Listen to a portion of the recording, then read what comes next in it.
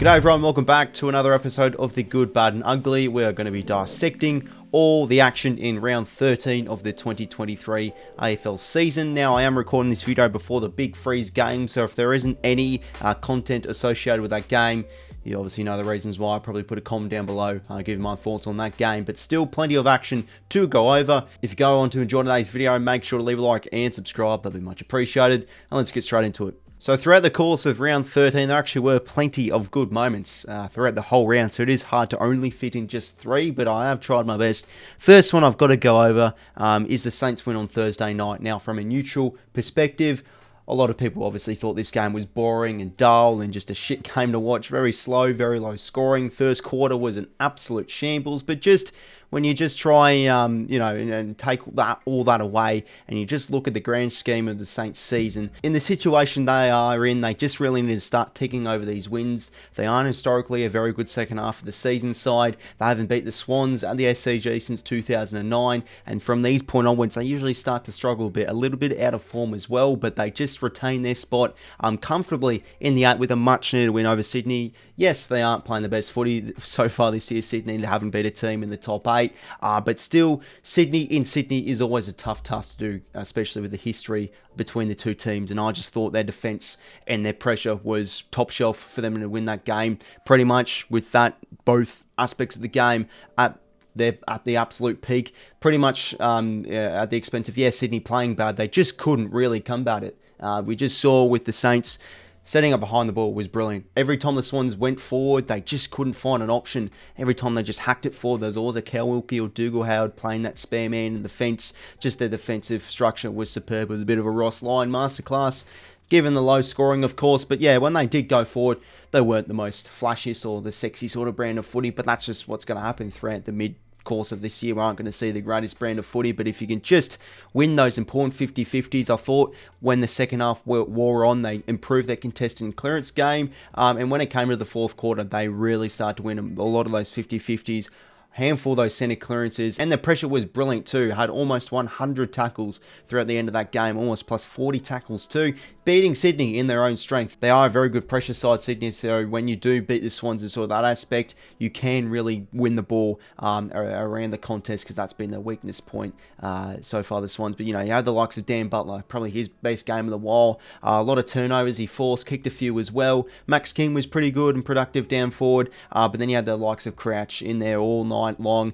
Wangley, Miller and Sinclair were just patrolling on halfback, intercepting everything that came forward their way. And 𝐓𝐿𝐻𝐿 and 𝐻𝐿 were just doing the business, very strong in the air. 𝐓𝐿𝐻𝐿 did a superb job on Franklin. But all in all, their defense and pressure pretty much won them that game. And it's just a great win, and such a crucial win in the terms of their season long term.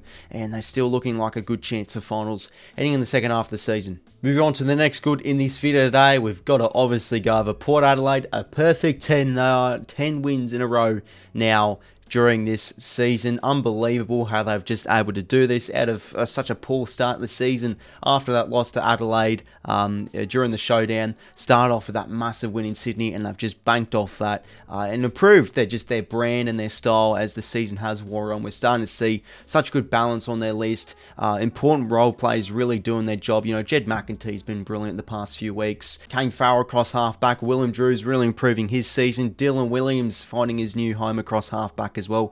Bergman, very underrated player too. Even Dan Houston, even though he didn't have the greatest night, I might say, on Friday night, they just work so well as a back six.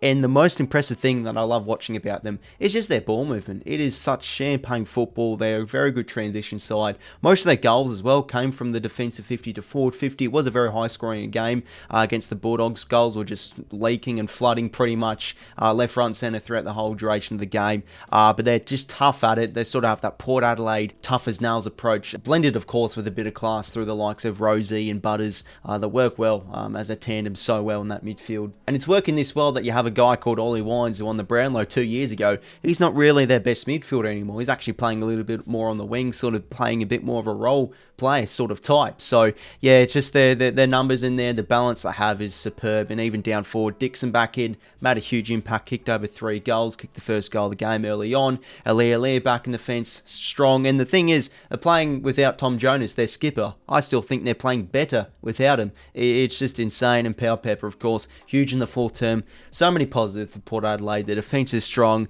Exciting team to watch. Their ball movement is top shelf at the moment, and I think it can really rival Collingwood. And I'm pretty sure they do play the Pies in a month or two, so that should be a big test, because now them and the Pies, before the Pies obviously playing tomorrow at the time of recording this video, are pretty much equal first. So yeah, they've just totally turned up a gear these past few months now, looking like a real contender, Port Adelaide, and they're winning interstate as well, which is a huge necessity if they do want to play in the last Saturday of September. And moving on to the final good in this episode, got to go to the Hawks. What an upset and huge win it was over the Brisbane Lions. Now, a few people might actually say, oh, it isn't the biggest upset there was this season because of the Lions' pretty poor history at the MCG, but still, just the experience gap, the age gap between both teams. One team obviously playing way better than the other. One team being a pretty good, strong team in their forward half of the Brizzy Lions versus the Hawks, where they can have their inconsistencies in defence. How did they go last week against Port Adelaide in that first half?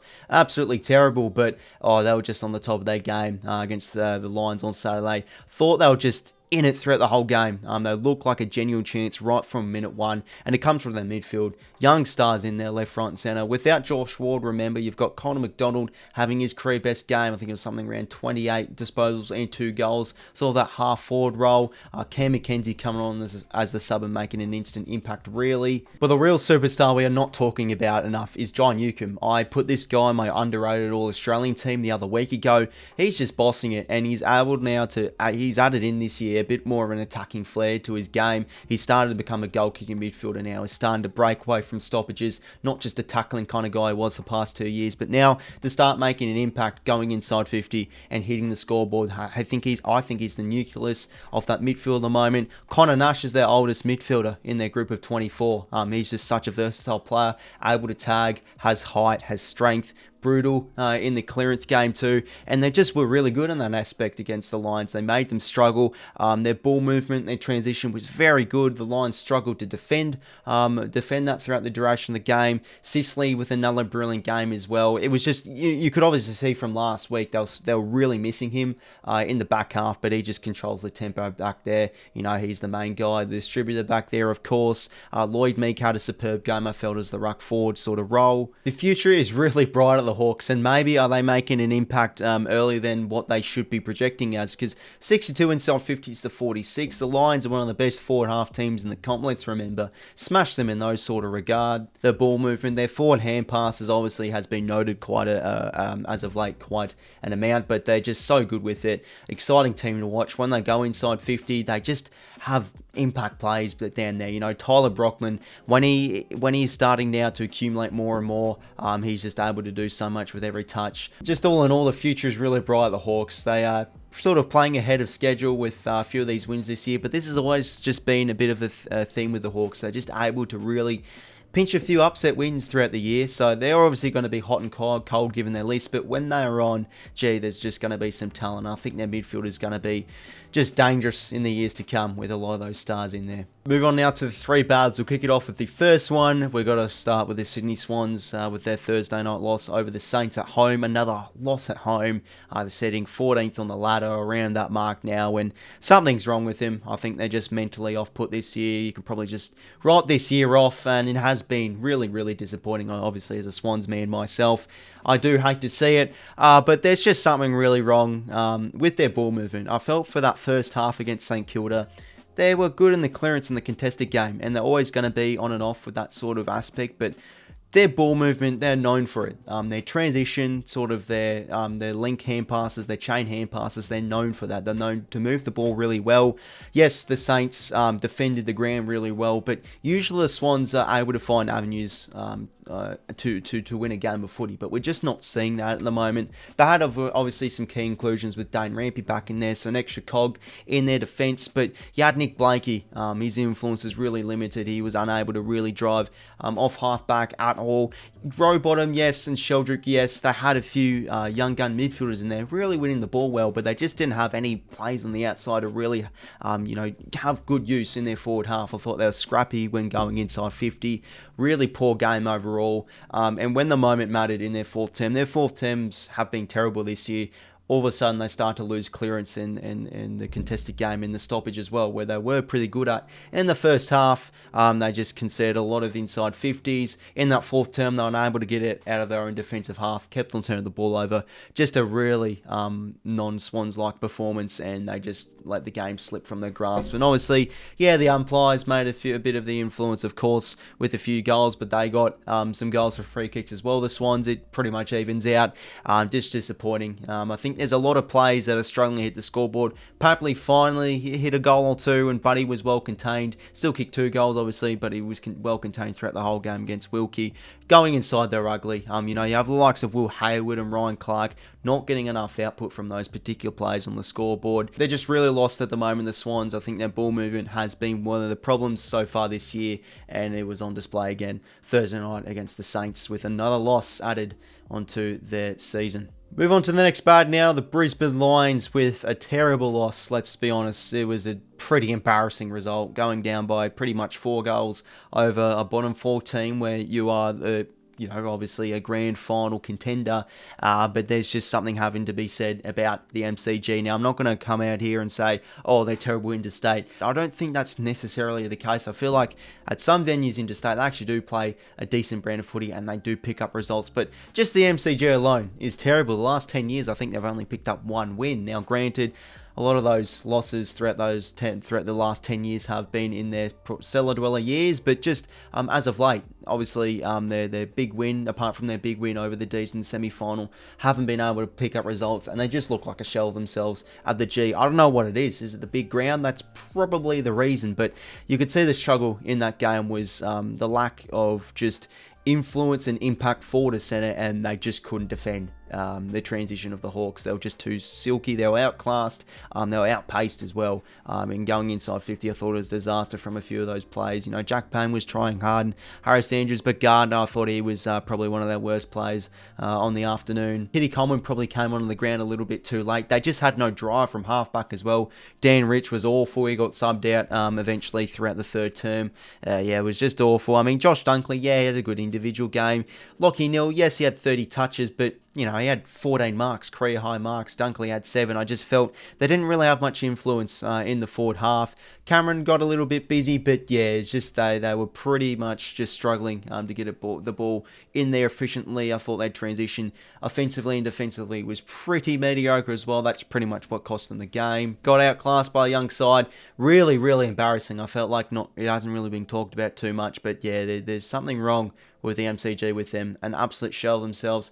I'm sure they will bounce back and get back into the form over Sydney when they do return to the Gabba. But yeah, you've obviously got to play at the G to win the grand final, but there's something wrong with them at that venue. An absolute shell of themselves on Saturday afternoon. Move on to the final bad in this video today. We'll go with the Fred Ockers. Just felt it was a big opportunity missed. I'm not trying to, put them in the naughty corner and shame them, but yeah, just given the context of that game, it just was an opportunity missed, and I felt like in the first half, pretty much lost in the game. They were very slow out of the blocks. The Tigers looked on. They really did. They executed well. Thought their pressure was good. They were just playing that Tigers brand to perfection. They were slow coming out of the back half. Pretty slow in the clearance game and the contested game as well, but they did more on as the game went on, and I felt like they had a good opportunity to win the game. They were almost around 35 points down. The comeback was almost on. Yes, umpires made their influence, but obviously always a philosophy on this channel is I don't really like to complain about the umpires too much. Just watch the game itself and how players performed and etc. But going into the final term, their comeback was superb. They really started to just sharpen up their ball movement again against the rain as well, which they're not usually too great in the rain, but they seem to combat it quite well. Within 8 points, not even halfway through the fourth quarter, you feel like, oh, they've got it here. The Tigers are on the ropes, but they just panicked. I felt a little bit. I felt they just didn't really use time to their advantage, and they just seemed to really panic with their ball movement as the margin was getting close, and you felt like that's almost like a bit of a choking situation, and I thought it was really disappointing. They were a little bit erratic with their disposal in the fourth term. They were locking in their forward half, and then the Tigers just go down the other end and score, and that Ethan Hughes goal probably killed their momentum, obviously. Felt that was really unfortunate, but yeah, I think just given that first half was really disappointing, probably did lose them the game in terms of the whole game itself. The selections I thought were a little bit questionable, like obviously Liam Henry coming in. I obviously didn't know about his form prior to heading into the game, but just a sort of a wet game, you felt someone like that Warner fella has been playing quite well with the Dockers. Maybe he's due for a debut, but yeah, just a big opportunity missed. I felt Freo were going to turn up with this game, but they just didn't. Came back into the game well, but just probably that first half really did hurt them, and yeah, they were almost a good chance to go 5 wins in the row, so it probably has maybe burst their bubble a little bit, but you'd feel like now they hopefully will bounce back the following week. Moving on to the three uglies now. We'll kick it off with the first one, the West Coast Eagles. I mean, obviously we'll keep it short and sweet, just giving up 174 points to the Crows and giving up 10 goals to Taylor Walker, and you had the likes of Elliot Yeo and Alex Witherden matched up on him.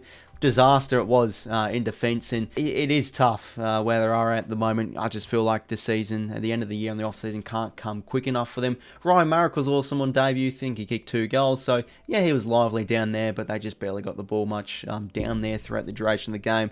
They were swallowed by the Adelaide's pressure. I think they're really good, the Crows, on being able to swallow or press the half-back line, and they're very good on forcing turnovers as well, but it was just another game, standard game from the Eagles. Pretty poor differential with inside 50s, terrible in defence. Even Bazzo as well, bit on Taylor Walker too, was just getting killed in there, but yeah, it's pretty much, giving up just the highest score of the year is absolutely brutal for the Eagles. And is there any little shining lights? I mean, Bradley Williams, I think, has actually been quite good as of late. I think he's showing his dominance with accumulation in the ruck too in Australian. Always bobbing up with a goal or two. He's got a goal every round now. But yeah, the defence was just an absolute train wreck in that game against the Crows on Saturday afternoon. Move on to the next ugly now, and we'll go with the Western Bulldogs. Well, how things can change within a matter of weeks. Coming up against the Suns, they look like a good opportunity to move into the top 4 if they were to win. But now, 3 losses in a row, and they look like they're a genuine chance of falling out of the 8 and maybe not contending for a final spot. All of a sudden, they have just totally turned the corner on their ability in their forward half use again. Like the past 2 weeks, just going inside 50, I felt was really, really, really ordinary. Again, with the team stats, only -3 inside 50s against Port Adelaide, who are the number 1 forward half team in the competition. Not bad, and they were quite decent in the stoppage as well, and the clearance game, plus 14 clearances, plus 16 stoppage clearances. Really good in those sort of regards, and yeah, the midfield was working quite decent. Felt up till half time. They were showing some good promise, but yeah, just going inside 50 was really poor again. I felt defensively as well. You can start to see now their issues from last year. Defensive transition is terrible. Josh Bruce back there was really bad after even dropping the likes of Gardner and Tim O'Brien. O'Donnell in there, I felt this guy would only play 1 to 2 games, obviously a great story, him coming in, but this is his 5th game in a row, and he's still playing. Obviously instantly subbed out, I think it was after half time. They're having probably selection issues as well. This has always been my concern with the Bulldogs heading into this year. I feel like Bevo can make a few wrong selections, and that probably was the case as well. Obviously missing Richards and Johannesson with their drive off half back, but yeah, just a really disappointing game. They had the chances to obviously win. They looked like they were coming back. That Waitman opportunity probably should have been a goal, and let's be honest, it probably killed their momentum. So yeah, I think given that, I still have good faith in the Bulldogs with their upside, with their midfield, and probably still their talent in their forward line, but their defence is just not good enough at the moment, and their ball movement going in the forward half was again really, really disappointing on Friday night against Port Adelaide. Final ugly now in this video today. Carlton Blues, again, when's it going to end? Just another dismal display against the Dons. It was, at the time recording, tonight, going down by a hefty margin. The floodgates really opened throughout the second term. Essendon just went bang, bang, bang, and they just struggled. Patches throughout that game with clearance in the contested game. And the issue, again, falls with their forward half use. I felt like tonight they were trying to have a bit more of an attacking flair. Like you could see there was a lot more overlapping hand passing, etc. But it's all about the final kick. You can be as good as you want with transition, but when you go inside 50, that's where it matters. And it's just the same old, really. Just a long bomb into the likes of Curnow Mackay. There were a few moments, of course, where you had the likes of always getting in the way of Curnow's path. An absolute sin as a small forward. You should never ever do that. You've got to give your key forward space. And then they just collide into each other. That was just the sum. That was just pretty much them in a nutshell throughout the duration of the evening. And another big problem with the Blues is I still felt they had some decent control throughout that game when they have a bit of a momentum patch, when they do retain the ball well and they're winning the contest and they are winning clearances. It just can't execute. I think they are ranked literally last place with shot accuracy and inside 50 efficiency as well. So that pretty much says it. They cannot reap the reward when they do have momentum in the past few minutes. They're defending okay, they're controlling the ball, but Essendon were able to when they finally had a surge of good contesting, clearance work and inside 50 repeated entries. They were able to execute, and I think it does fall on the likes of a few players. Lewis Young, I think, has been really, really ordinary as of late. The other thing I felt as well with Carlton, which they have been poor at, is their pressure. Where was it? The tackles was an absolute disgrace. Only laying 33 tackles to Essendon 64 is pretty much just going to lose you the game. And maybe this is the first step to fix, to try and just improve the pressure game. Try and be hungry at the footy, because I feel like that gives your team plenty of upside if you're up and about with the pressure and forcing turnover. They just don't do it enough. Again, they're just allowed Essendon to move the ball really freely. A lot of the goals they conceded was too easy. They just didn't have enough defensive intent and pressure. And when they were in control, couldn't make the most of the opportunities. So they're shambles at the moment. They are sitting bottom 4 as we speak. Yeah, it's just getting bad to worse at the moment for Blues fans, unfortunately. And the Carlton Footy Club, another loss, and they're just mentally shot at the moment. They just cannot find a way to win. So everyone, that was another episode of the Good, Bad and Ugly for round 13 of the 2023 AFL season. Bit of a lengthy one, I think this one will be, given the amount of time I've been recording for. But yeah, just plenty to chat about, because yeah, it was a pretty in-depth round, I think it was, for particularly a bye round, which they usually are sort of rounds you just want to knock over. But yeah, plenty of good footy. If you wanted to enjoy today's video, make sure to leave a like and subscribe. That'll be much appreciated. And until next time, I will talk to you later. See you later, fellas.